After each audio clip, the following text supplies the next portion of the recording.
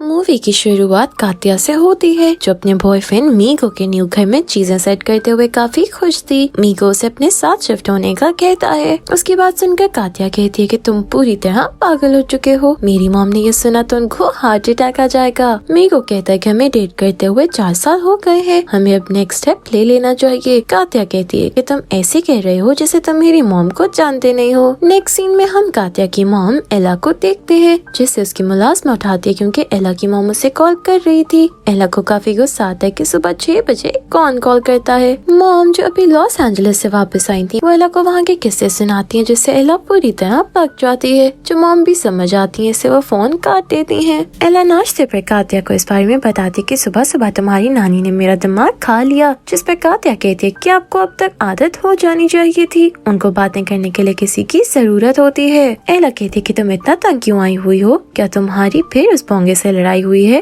कात्या चिढ़कर कहती है कि उस पोंगे का नाम मीको है और मेरी उससे कोई लड़ाई नहीं हुई। एला पूछती है कि फिर क्या हुआ है जो तुम इतना चुप हो, जिस पर कात्या चिढ़ जाती है। कहती है कि अगर कोई इंसान चुप हो तो जरूरी नहीं है उसे कोई प्रॉब्लम ही है। सुबह सुबह मैं और क्या बात करूं। अगले सीन में कात्या बहुत खुश होते हुए अपनी दोस्त को बता रही थी कि मुझे मीगो ने रिंग पहनाई है। वो अपनी दोस्त को ये बात किसी और को ना बताने का कहती है तो दोस्त पूछती क्या तुम्हारी मॉम को पता है। कात्या मना कर देती है तो वो कहती है कि अपनी मॉम की हेल्थ इंश्योरेंस करवा लेना क्योंकि ये खबर सुनकर वो ICU चली जाएंगी। एला को देखें तो वो लैंड बेचती थी। ऑफिस में उसे एक न्यू क्लाइंट आने की खबर मिलती है जिसका बेकरीज का बिजनेस था। एला को वो कोई टाटोंजिया लगता है जो ब्रेड बेचकर 4 पैसे बनाकर बैठा है, लेकिन उसकी इतनी औकात नहीं है कि वो इतनी महंगी लैंड खरीद सके। एला की असिस्टेंट उसे बताती है कि वो कैश में पेमेंट करेगा और ये सुनकर तो एला का मुंह खुले का खुले रह जाता है कि एक ब्रेड बेचने वाले के पास इतना पैसा। कात्या मीगो के साथ मूवी देखने गई हुई थी जब मीगो से एक बार फिर उसे अपने साथ रहने का कहता है, लेकिन कात्या अपनी मॉम के बारे में बात करती है कि वो नहीं मानेंगी। ये सुनकर मीगो गुस्से से उसे कहता है कि तुम मुझे सच बताओ, तुम खुद भी मेरे साथ रहना चाहती हो या नहीं। कात्या उसे कहती है कि मसला तुम्हारा नहीं मॉमी का है। ये सुनकर मीगो कहता है कि अब समय आ चुका है कि तुम मेरे और अपनी मॉम में से किसी एक को चुन लो। ये सुनकर कात्या गुस्से से मूवी देखे बिना चली जाती है। कात्या ऑफिस में काम कर रही थी जब उसकी दादी वहाँ आती है और उसे अपने घर डिनर पर इनवाइट करती है। कात्या ऑफिस से वहीं चली जाती है जहाँ उसकी मॉम भी आई हुई थी, जो टेबल पर मीगो की बातें शुरू कर देती हैं। ये सुनकर नानी कात्या से पूछती है कि तुम कब से उसे डेट कर रही हो, जिस पर कात्या उनको बताती है कि 4 साल हो गए हैं। नानी कहती है कि ये काफी लंबा अरसा होता है, लेकिन एला इससे खुश नहीं थी। वो कहती है कि अगर उस पोंगे ने तुम्हारे साथ कुछ किया तो मैं उससे छोड़ूंगी नहीं। ये सुनकर कात्या पूछती है कि वो क्या करेगा, तो एला कहती है कि वो तुम्हें प्रेग्नेंट करके छोड़ जाएगा। कात्या को उनकी बात पर काफी गुस्सा आता है, जिस पर नानी उसे शांत करते हुए कहती है कि ये ऐसे इससे कह रही है क्योंकि तुम्हारे पिता इससे छोड़ गए थे। एला कहती है कि उसने नहीं, मैंने उससे छोड़ा था, लेकिन कात्या को अगर उसने प्रेग्नेंट करके छोड़ा तो अच्छा नहीं होगा। कात्या कहती है कि वो मुझे नहीं छोड़ेगा। नानी उसकी बात सुनकर पूछती है क्या तुम प्रेग्नेंट हो, तो कात्या कहती है कि ऐसा नहीं है। फिर वो मीगो की दी हुई रिंग पहनकर उनको दिखा देती है, जिसपे नानी तो बहुत खुश थी, लेकिन एला रोना धोना मचा देती है। वो कात्या से लड़ाई करती है कि तुमने उसे यस क्यों कहा, और फिर वहाँ से किचन में जाकर रोने लगती है। एला नानी से कहती है कि वो पोंगा मेरी बेटी के लिए सही मैच नहीं है, जिस पर नानी कहती है कि तुम ये फैसला करने वाली कौन होती हो। ये सुनकर एला और रोने लगती है तो नानी उसे अपना ड्रामा बंद करने का कहती है।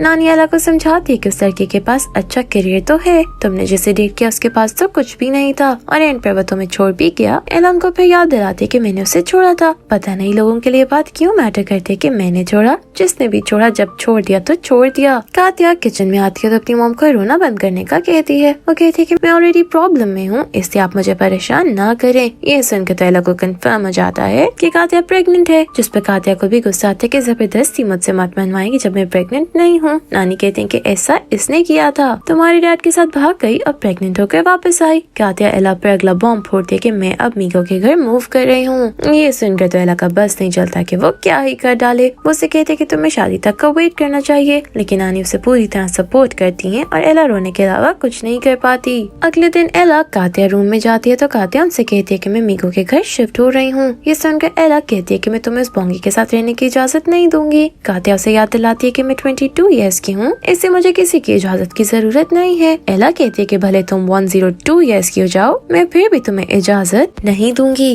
कात्या कहती है कि मैं इजाजत नहीं मांग रही, मैं तो आपको इन्फॉर्म कर रही हूँ कि मैं आज यहाँ से मूव कर रही हूँ। ये सुनकर एला एक बार फिर बेबसी से रोने लगती है। कात्या परेशान थी कि वो अपनी मॉम को हर्ट कर रही है, लेकिन फिर भी वो अपना सामान लेकर जाने लगती है। तो मीगो से कहते कि हमें मॉम को गुड बाय कहना चाहिए। उसके कहने पर मीगो और कात्या दोनों से गुड बाय कहने जाते हैं। तो एला उनको शांति से बाय बोल देती है। फिर उनके जाने के बाद रोने लगती है। एला के दोस्त भी उसे काफी समझाते हैं कि तुम्हें अपनी बेटी की जिंदगी में इंटरफेयर नहीं करना चाहिए, वो जैसे खुश है उसे रहने दो। कात्या मीगो के घर पर अपना सामान सेट कर रही थी जब मीगो उससे कहता है कि अपनी मॉम से बात कर लो, लेकिन वो मना कर देती है कि मैं उनसे बात करके अपना मूड खराब नहीं करना चाहती। उधर एला के ऑफिस में बेकरी ओनर आ गया था जिसे एला कुछ खास लिफ्ट नहीं करवाती, तो वो भी कह देता है कि ये काफी रूड है। एला का क्लाइंट किम उसे लेट होने पर काफी बातें सुनाता है, लेकिन वो भी आगे से एला थी जो उसे कोई खास भाव नहीं देती। वो एला को बताता है कि मेरे पास बहुत सारा पैसा है जिसकी मुझे समझ नहीं आती कि मुझसे कहाँ गिराऊं, इससे मैं लैंड खरीदना चाहता हूँ। एला उसे अपनी लैंड के बारे में डिटेल से बताती है तो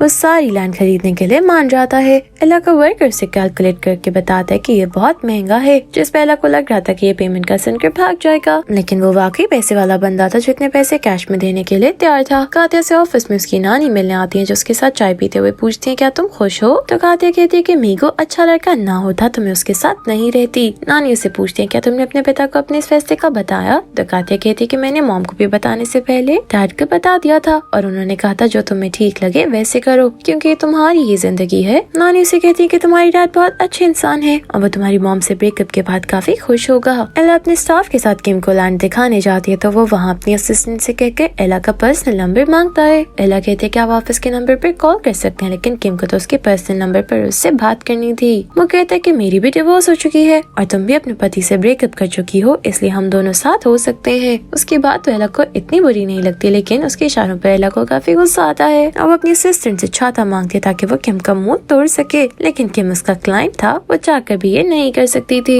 एला को किम के साथ मीटिंग के लिए जाना था क्योंकि किम चाहता था कि एला अकेली उससे मिलने आए। वो जाते हुए कात्या को कॉल करती है, लेकिन कात्या बिजी होने के कारण कॉल पिक नहीं कर पाती। वो फ्री होकर एला को कॉल बैक करती है तो अब एला उसकी कॉल पिक नहीं करती। एला किम के साथ डिनर करते हुए उसकी फजूल बातें भी सुन रही थी। वो एला को प्रपोज करता है तो एला कहती है कि मेरा तुम्हारी उम्र का इतना फर्क है। किम कहता है कि तुम मुझसे बड़ी सही लेकिन प्यारी हो और मुझे बहुत पसंद भी हो। वो एला से पूछता है कि तुम्हारे अपने पति से ब्रेकअप क्यों हुआ। एला को गुस्सा आता है कि इतने पर्सनल सवाल कौन करता है। किम अपने बारे में बताता है कि मेरी पत्नी ने एक अमेरिकन के लिए मुझे छोड़ दिया, जिस पर एला उसका मजाक उड़ाने लगते कि मुझे हैरत नहीं हुई उसने तुम्हें चीट किया। किम डिनर के बाद अपनी बेसुरी आवाज में गाना गाने लगता है जो सुनकर एला के कानों से खून आने वाला था, लेकिन उसने भी लैंड के पेपर साइन नहीं करवाए थे, इसलिए वो उसे बर्दाश्त करने पर मजबूर थी। वो किम के गाना गाते उसे पेपर साइन करने का कहती है तो वो एला खुद डायरेक्ट आई लव यू बोल देता है। यही नहीं, वो एला के करीब भी आने लगता है जिस पर एला उसकी आंखों पर स्प्रे करके भाग जाती है। कात्या को देखें तो वो काम से काफी लेट घर आती है, पर पानी पीकर जग और ग्लास बाहर ही छोड़कर जाने लगती है। तो मीको उसे कहते हैं तुम जो भी बर्तन यूज करो उसे धो दिया करो।